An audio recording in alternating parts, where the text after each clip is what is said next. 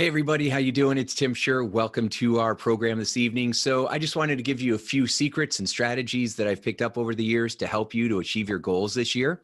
And so the first strategy that I want to share with you, I'm going to jump right into it, is to recognize what's going on inside of your mind and to recognize the beliefs that are driving the thinking and the behaviors and the feelings that you're experiencing. So in order to figure out what beliefs are driving you, you want to get out a piece of paper and you want to start to write down, this is what I believe about myself. This is what I believe about my goals. This is what I believe about my health. This is what I believe about my money. This is what I believe about my relationship or relationships. This is what I believe about my future, right? This is what I believe about my past. And you just start to write down whatever comes to mind when you start to ask yourself these kinds of questions. Because when you start to ask these questions, then you start to recognize what the beliefs are that that are behind the scenes determining how you show up each day. We have beliefs that are going to serve us and launch us forward, or we will have beliefs that are holding us back and keeping us stuck. Sometimes we know what those beliefs are, sometimes we don't. A lot of times people have said to me, wow, I never would have thought it would have been that. And so when you start to write down the questions or the answers to some of these questions about, how do I feel about my money? Oh, I feel like there's never enough. Okay, well, that's a belief, right? Where did that belief come from? That's step two. Okay, where did you get that idea? Where did it come from? And so people will often think, well, it came from my parents, right? Or I grew up listening to my parents fight about money, right? And so there never seemed like there was ever enough. We're always paycheck to paycheck. And so for me, I had that belief, for a long time that there was never enough, that I would watch my parents fight about money or argue about it. And then, it was always pressure around money. So then when I was growing up, I always felt like I had pressure around money. There was never enough. And it seemed like even if I did have enough, I would find some way to get rid of it so that I didn't have enough again. And so no matter how much money I made, it seemed like I could spend it just as easy, right? I could spend it easier and faster. And then all of a sudden I'd be back to broke again. And it was constantly up and down because I had these beliefs about money that there was never enough. And so what you got to do is start to recognize what those beliefs are, because you can't change or upgrade what you're not aware of. And so writing down these questions and then answering them and then asking yourself, where did I get this from? Then step number 3 is to ask yourself, is this what I want to continue to support? Is this what I want to believe? Is this what I want to have happen in my life? See, a lot of times we think that we have the beliefs that we have because of the circumstances in our life. And what I have found, and what a lot of other people have found over the years, is that it's the opposite. You have the circumstances in your life the way they are because of the beliefs that you have in most cases. Now, some people are extreme and they'd be like, in all cases, you created it or attracted it in some way. And I don't know if I quite buy into that, right? I think sometimes just bad things happen, right? Sometimes things happen that we don't have any control over. What we do have control over is how we show up, how we respond to it, what we tell ourselves about it, the meaning that we give it, what we do with the images that are in our mind, what we do with the beliefs that are formed because of those experiences. We have control over that. It may not feel like it. In fact, most of the time it doesn't feel like it, but we do have that ability to take control in those situations by simply taking a pause, taking a step back, and then giving ourselves what we really need. Because in these moments where we are hurt, where we are scared, where we are feeling upset, we need love, we need self-acceptance, we need support, we need more encouragement, we need a kind word, we need someone to tell us that we're going to be okay. And usually when we need that, we're younger, so we're relying on the adults around us. But what if the adults around us don't have that maturity level, right? Or what if they do the opposite? Okay, because of their own lack of empathy or care or self-love.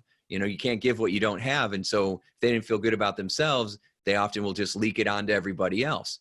So if you were in a situation like that, then who are you supposed to get it from? Well, the answer is we don't get it from people. And then we develop these defense mechanisms, these coping strategies to try to find a way to get that love or to get that validation.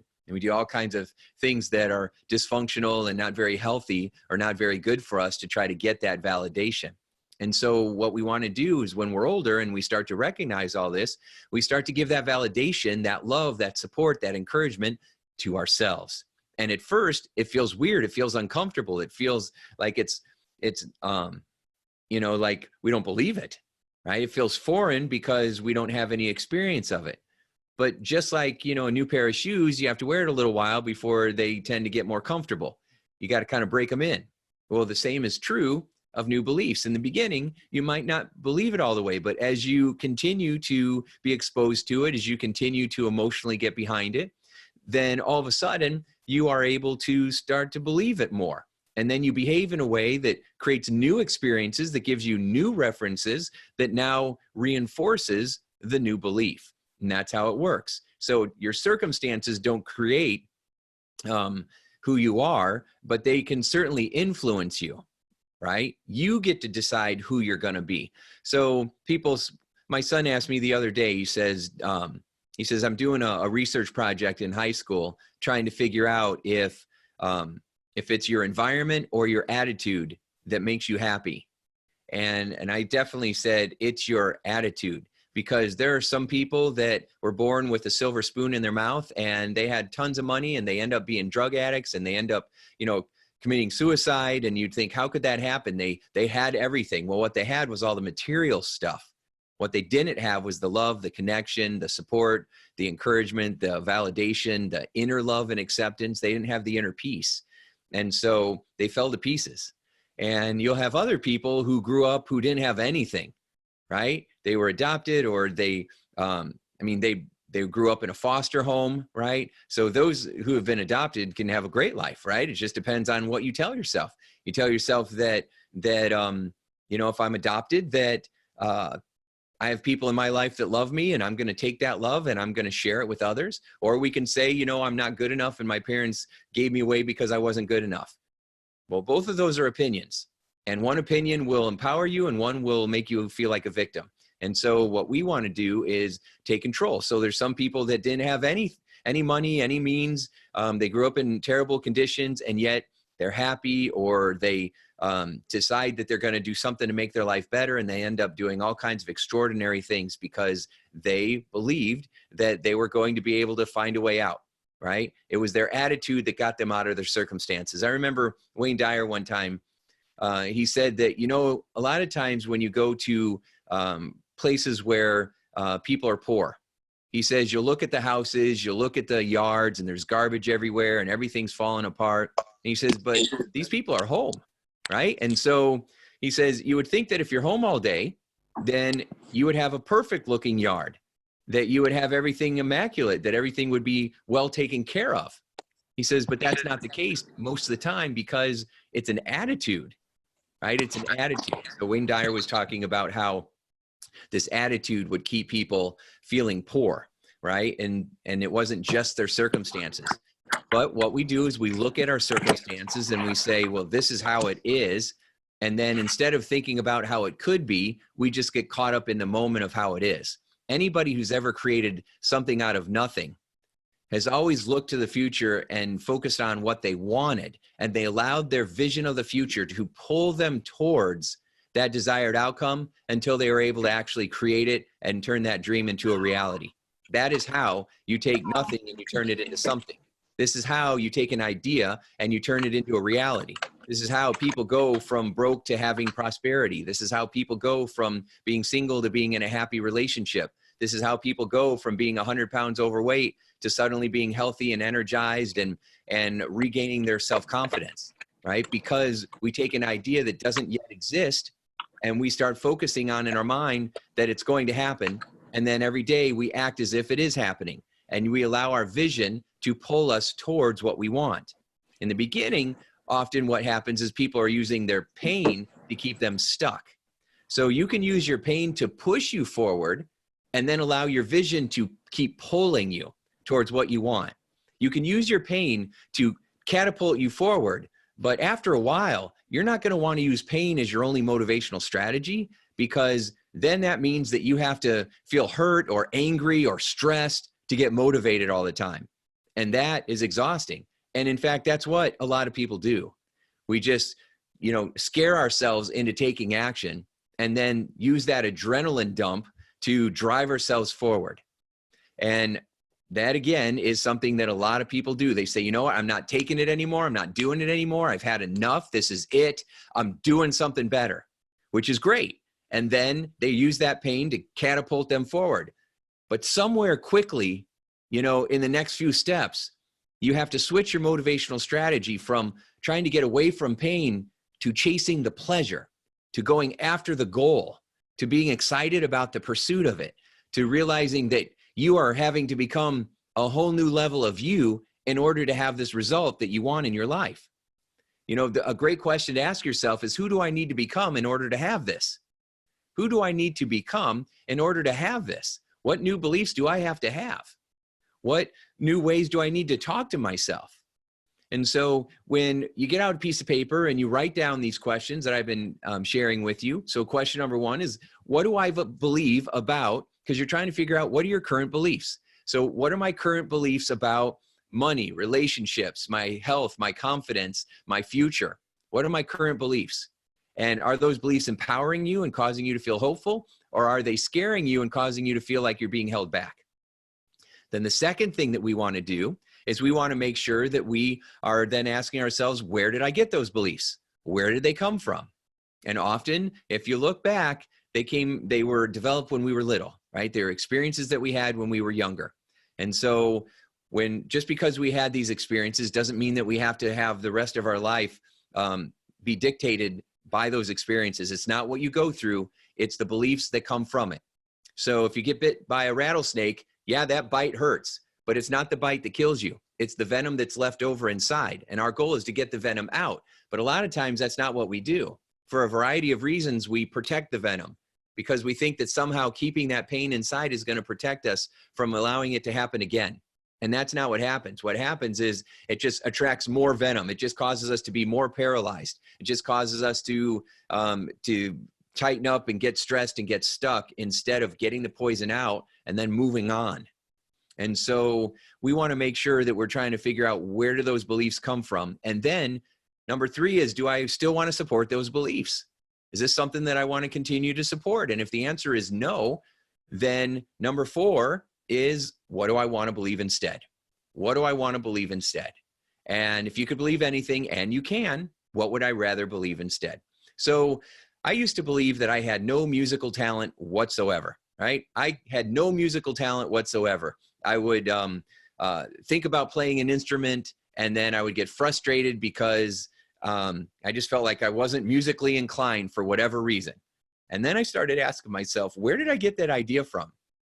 That I have no musical talent? Did I ever take any classes? No. Did I have band in school? No. Did I ever try to play any instruments, really try to play? No. Well, what was my evidence? Well, I sit down by a piano and I bang on the keys and I can't play anything. That's my evidence for why I don't have any musical talent? That's insane. But I never challenged it. I never really said it out loud and then challenged and attacked it. I just kind of somehow accepted it as truth because it was in my brain. Well, that's ridiculous. So what we want to do is we want to pull that out and say, is this what I want to support? And that's when I started telling myself, no, I don't want to support this anymore. If I was going to play a musical instrument, who would I have to become in order to play a musical instrument? I'd have to be someone who took lessons, who committed, who practiced every day, who got a lot of joy out of doing it. And then what would happen? I would be able to play a musical instrument. And so I said, what do I want to believe? And I said, you know what? I'm going to believe that I have the ability to play music. I have the ability to cause that. If I wanted to do it, I could make that happen. And then 2 days later, I see my father-in-law. He gives me a gift. He says, here, I thought you might like this. Out of the blue. I open it up. It's a harmonica with a book in there that says, Harmonica for Beginners. Oh, law of attraction, baby. Law of attraction. All of a sudden, I tell myself there's a new possibility. I can do this. And it shows up. I never told my father-in-law anything about my beliefs about not being able to play music or anything like that.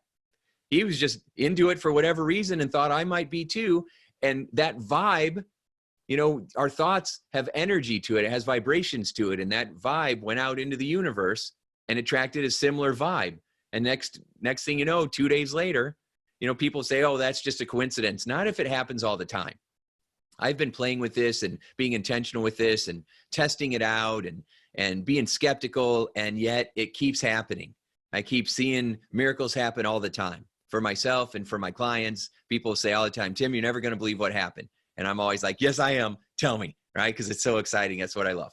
And so when he gave me that harmonica, I started playing with it. I was thinking I should go grab it now. And now I can play a couple of songs on the harmonica because I put the energy into it.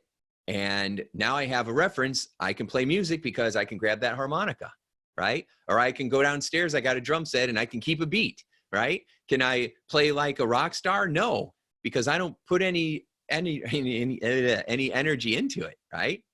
But I can make videos like a rock star, right? I can help people create transformations like a rock star because I do that all the time. That's what lights me up. For me, knowing how to be a great drummer, there's no purpose in that because that's not what I'm made for. I'm made to help people to end needless emotional suffering and to take breakthroughs and have breakthroughs and miracles in people's lives. And that's what I'm really good at, right? And so that's what I love to do. And help people to use the power of their mind to create their life by design and upgrade limiting beliefs and help people to overcome anxiety and worry and fear and all these bad habits that we have and all these addictions that we have and all these phobias that we have and all these patterns from the past, all the post-traumatic stress that's out there. I've helped so many people, countless thousands of people, to break through all of that stuff. So many people that have come up with so many different things that had never got results anywhere else. And I've been able to help all of them. Right? All of them except a few. The only thing that I am not good at helping people with so far is anorexia. I've helped a lot of people to overcome bulimia, but anorexia is my one thing that's my Achilles heel. And so, I don't get very many people that call up for that. And if I do, I try to refer them somewhere to somebody who might be able to take care of them a little bit better. Everything else, I've had an incredibly high success rate with because I've been working with the mind for so many years. I understand what drives behavior. I understand the right words, the right suggestions, the right way to make connections, the right metaphors to use. I understand what to look for and what to watch when I'm watching you, where your eyes go, how you're breathing, how you pause, how you say things, what your body does when you say things. I can watch your breathing and know how well you relax, how good you are with your money, how confident you are, how motivated you are, how organized you are, just by being able to watch a couple of body language signs and notice how you answer certain questions, because I've been doing it for so long.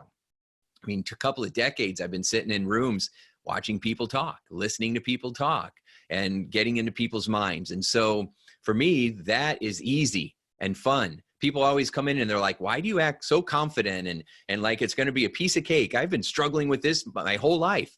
And I'm like, well, just because I've been doing it for so long. If I wasn't as good as I am right now, after all this experience, there would be something wrong with me, right? If you had done this as long as I have, you would be the same way, right? You'd be the same way. And so I always tell people, if a scared, anxious, broke kid, blue collar, middle class kid could grow up and create prosperity and inner peace and abundance and have all kinds of wonderful experiences, and get on stages and talk in front of thousands of people. And before, I was horrified of that. Right? All kinds of things. I used to chew my nails until they bled. And now I got to trim my nails because they're getting too long. I got to go trim them. Right? So all these things, if you knew me back then, you would have thought what everybody else thought, which is this kid's not going to go anywhere. Right? And I've been able to have all kinds of amazing experiences because I did the work that I'm suggesting that you do. And if you're already doing great, you can always upgrade your beliefs, because no matter where we're at, we're usually trying to get somewhere else. And the only thing that gets in the way of where we are and where we want to be is a belief. And when you recognize what those beliefs are and you start to upgrade them and you start to ask yourself what you want to believe instead, and then you start focusing on those beliefs and you start saying them to yourself like a mantra all the time. I am enough. I deserve love. I bring I attract prosperity into my life from all directions. It's not what shows up, it's how I show up. Today, I choose to feel peaceful. Today, I choose to feel loving. Today, I choose to feel joyful. And then you can do a whole bunch of different things. I don't know if you're listening to my podcast or reading the newsletters that I'm sending out or the Facebook Live videos that I'm doing, but I'm constantly providing new tools and strategies. And the other day I was talking about creating a joy list where you just get out a piece of paper and you write down 30 things that create joy in your life. Now, a lot of times people have a hard time coming up with even 2 or 3. They're like, gosh, I don't really know. I guess maybe, I don't know, eating some donuts and drinking some wine and watching Bravo. I don't know what brings me joy, because we're not focused on joy. We're focused on why we can't have more joy. And whatever you focus on, you have more of. So if we're focused on what we don't like, what we don't have, what we don't want, and what we're missing, we're just going to have more of that. That will be our experience, which is why it's so important to focus on what you want instead of what you're afraid of. So when I ask people what they actually do want and what would create joy, most of the time people have no idea, because that's not where they're at. That's not what they're thinking. That's not the running dialogue that's going on in their mind all the time.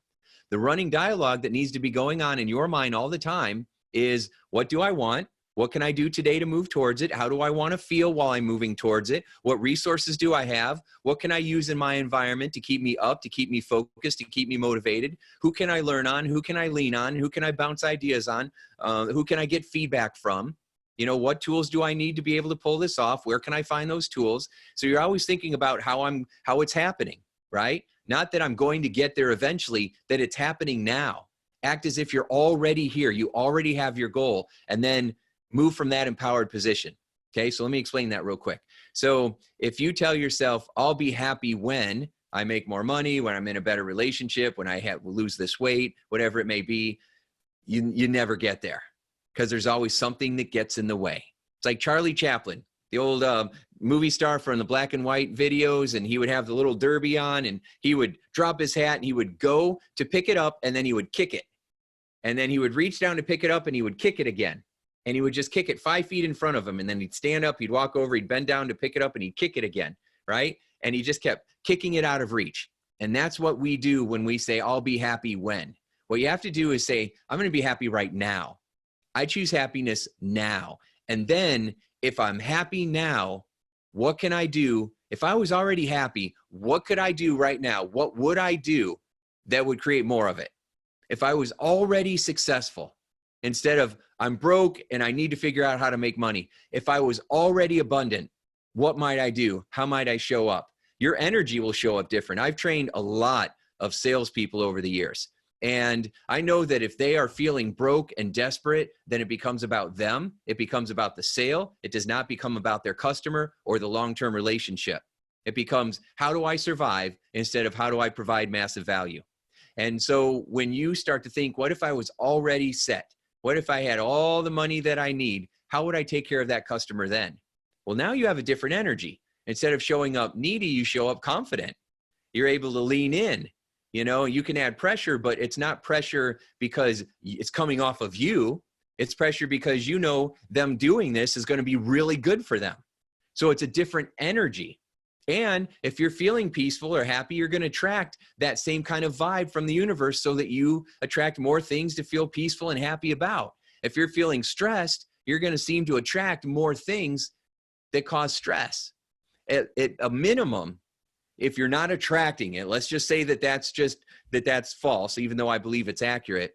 But let's just say that at a minimum, your brain unconsciously pays attention to whatever it is that you're feeling.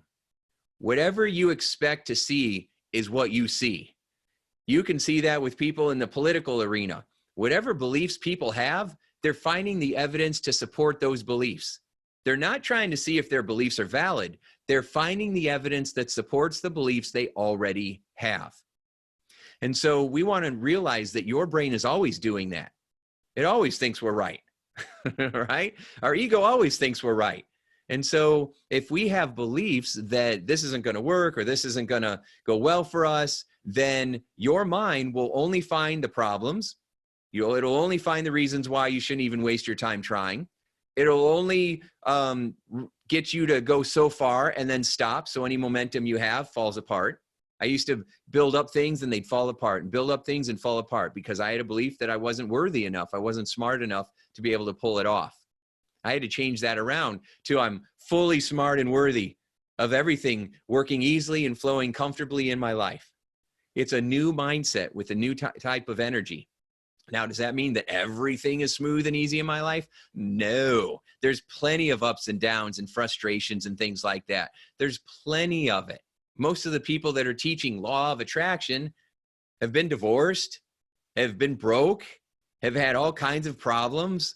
You know, most motivational speakers, you see them out there and they look like they got everything together, but they have as many challenges as everybody else. And it doesn't matter what stuff they have or what suit they wear or what car they drive or who they're married to, because human beings are going to have friction. We're going to have challenges. It's how we handle them that hopefully improves. And that's why I always focus on developing inner peace and prosperity, because developing a sense of inner peace means I feel safe. I love myself. I accept myself. I feel safe. And because I feel safe, it gives me the freedom to be able to take a look at my life and say, how do I want to improve it? What would I like to experience more of? And then start to cause that to happen. And that can happen. It's just that a lot of times people don't believe it, or they're afraid to, or they've been hurt before. And so now they're a little gun shy, right? Or they have imposter syndrome where they're having success, but they still feel like they're a fraud. Like if you knew who I really was, then, you know, everybody would run away from me, because we have these deep-seated fears that sabotage our ability to have peace and prosperity. And so, you know, I've been trying to figure out what is it that I do. I had someone ask me the other day, they said, what do you want to be known as? And it was interesting because it was the first time in my life where I thought, I don't care I don't need to be known. Now that was a big deal for me, because most of my life I wanted to be Tim Shurr, right? I wanted to be motivational speaker, next Tony Robbins. I wanted this and that, right? And I want to run the world. And because I wanted that feeling of significance, I wanted to feel like I was somebody, right?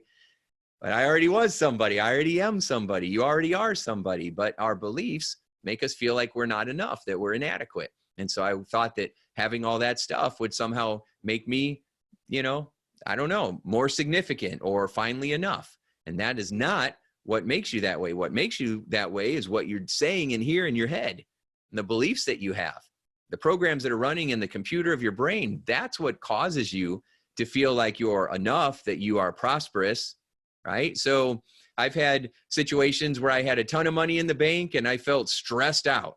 And there was times where I didn't have any money in the bank and I felt peaceful because I knew it was going to work out.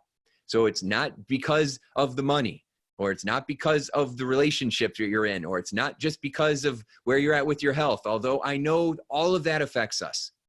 Being tight on money, not sure how we're going to pay bills, or feeling sick, having headaches, having stomach aches, having injuries, you know, having challenges. I know that's hard. It sucks. I totally acknowledge that. But we're going to do something about it anyway. We're going to do something about it anyway. Doesn't matter what hole we're in. We're going to get a ladder and we're going to climb out. And then we're going to fill it back up so we don't fall into that anymore. And then we're going to build a mountain so that we can see from a higher vantage point. And then we're going to create inner peace on that mountain, which means that you're still going to have challenges in your life, but how you handle them will be different. Instead of scaring yourself, you're preparing yourself. Instead of focusing on what you're terrified about, you're going to focus on what you want to have happen and how you can move in that direction. And it is so simple. You upgrade your beliefs, you redirect your attention, and then you start moving in that direction. And if possible, get someone to help you. Get someone in your corner. Get a coach, join a class, get into a do-it-yourself program so you're getting some support, because that is essential. Get into a Facebook group, or keep watching these videos with me, or subscribe to my podcast and be a part of our Achiever community so that I can support you and others in our community will support you, because we are all feeling a lot of times like we're a bunch of lonely individuals who wish we had other people like us that could inspire us and support us and encourage us and dream like us and achieve and accomplish the way we always wanted to. And now that's happening. And now I'm trying to bring us all together so that we don't have to feel so alone, because the more stressed people get, the more they isolate and hide. we got to come together, right? So the more we come together, the better it is. That's why I keep doing these videos, and that's why I keep looking for ways to bring us together, because we can support each other, right? We can support each other. And between your brain and my brain and the brain of the others in our Achiever community, and I have a lot of friends that I've made over the years in all kinds of different backgrounds and training and everything else. And so if there's something that you have going on and I can't help you with it, I guarantee I know somebody who can, right? And so I can help you in that way. And so that's what it's all about. And then if I'm in a pickle, I got a situation and I'm not sure what to do, maybe there's something you can help me with, right? A resource that you can throw my way. And so, like, if you know any meeting planners that need a keynote speaker on leadership and influence, right? That would be awesome. So we can help each other out in that way. So there's lots of ways that we can use the power of our minds to create our life by design. Now, I don't know if you ever read this book. Let me see here. Think and Grow Rich. It might be backwards on the camera, I'm not sure, but Think and Grow Rich by Napoleon Hill. Okay, this was the best-selling business book and personal development book of all time, minus maybe the Bible that's sitting over here. Okay, so Think and Grow Rich is like, so I don't know if you know who Napoleon Hill is, but back in the early 1900s, Napoleon Hill was a journalist, and he wanted to know how people became wildly successful. So he went to Andrew Carnegie, who is a steel magnate, right? This guy owned the steel companies. He was a gazillionaire. He was so wealthy, way above and beyond. And so he approached him, and Andrew did not help him financially. What he did, he says, I'm going to give you access to all the most talented people in the world. And then I want you to interview them and find out what the secret of success is. And so he did. He hung out with Henry Ford and, I mean, all these different people, anybody that a brand name from back in the day, he hung out with them, right? The Vanderbilts and all these other people. And he spent 20 years of his life trying to write this book. And at the end of 20 years, he ended up realizing that a big part of it was self-hypnosis. It was visualization. It was affirmations. It was hanging around other people. It was believing in yourself. A huge part of it was your attitude and using the law of attraction. And so, but he said that there was another secret in here that he didn't quite spell out in the book. It's in here, but he didn't spell it out until he wrote his second book, which hardly anybody has ever heard of. And in the second book, he says the number one secret of success that all of those wildly successful people in all those genres, all those industries that he interviewed over a couple of decades, they all had one thing in common. Want to know what it is? Tune in tomorrow and I'll tell you. No, I'm joking. I'm going to tell you right now. What he said was the number one secret that all of those people had was they were in a mastermind. They were in a mastermind group. Do you know what a mastermind group is? A mastermind group is where you meet with other like-minded individuals, or sometimes with people who have the same goals, but they don't think like you do, because there's power in diversity, power in looking at things in a completely different way. But he would get together with other people who had similar goals, and then they would brainstorm ideas and give each other feedback and give each other support, and they could totally understand where the other person's coming from. I mean, you might not. So I'm an entrepreneur. I've been own my own business for 24 years. And if you don't own your own business, you don't know what it's like to run your own business. And so, I mean, you're never off. The pressure's always on. There's no constant paycheck. There's no, security in the future unless I've created it. There's, it's basically, you eat whatever you can catch, right? And you do that your whole life. And so if I'm talking with friends and, and they work for somebody, they don't quite get it. And that's totally fine, right? I had plenty of jobs before I went into business for myself. And, but there's no steady paycheck for me. I can't budget because I don't know what's going to come in, right? And so I'm always on. So when I do a mastermind, I look for other entrepreneurs and other business people because we can relate. We can go back and forth. We can understand. I've done programs for Vistage and for other groups where they have groups of CEOs who come together and mastermind. Because if you're a CEO, it's a whole other level of pressure. People see your money that you make or your parking spot, but what they don't see is all the pressure and having to report to the board and having to hit your numbers all the time and having to take care and be responsible for all those people and all those families and all the pain of trying to constantly hit your numbers, you know, and make the bottom line. And so it's so stressful. So CEOs would get together with other CEOs and all of a sudden bond and connect and share and give each other ideas based on what they've learned from different industries. And that is the magic sauce. So what I'm doing is putting together short mastermind groups where we get together for 8 weeks and I teach you and I train you and I get into that mind of yours and I help you to be able to upgrade your beliefs and help you get clear on what you want. And then we use the brain trust of all the other people that are in these groups, and we use all that power too, because my achievers are awesome people. I mean, I learn as much from them as they learn from me, just in how they show up or what kind of parent they are or what kind of human being they are. Because most of the people that have been hurt or wounded that come to me have huge hearts. They're beautiful souls. And sometimes when you have a really big heart, it gets stepped on a lot, unfortunately. So once we make people stronger and more powerful, then they still have those huge hearts and all that wisdom. And then you're dealing with fully functioning, empowered souls. You know, and now they're a part of your tribe. And I know hundreds and hundreds and thousands of people that are in my tribe, in this community of achievers. That's why I call us achievers, because I want us to always think of ourselves as someone who can achieve and accomplish anything. I want us to think of ourselves as people who can set a goal and make it happen, that we know how powerful we really are.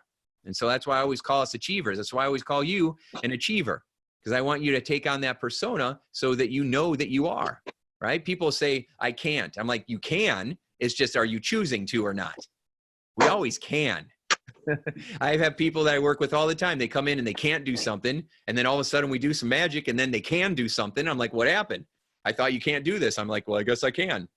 You always could. It's just the beliefs were getting in the way. Or you didn't have the right life skills, or you didn't have the right marketing or business skills or communication skills or whatever it may be. And so I got a massive toolbox because I keep collecting tools all the time. I just signed up for another program where I'm going to learn and grow. And then guess what? When I take all that knowledge, guess who I'm going to bring it to? You, right? And so it's exciting. And so we help each other out.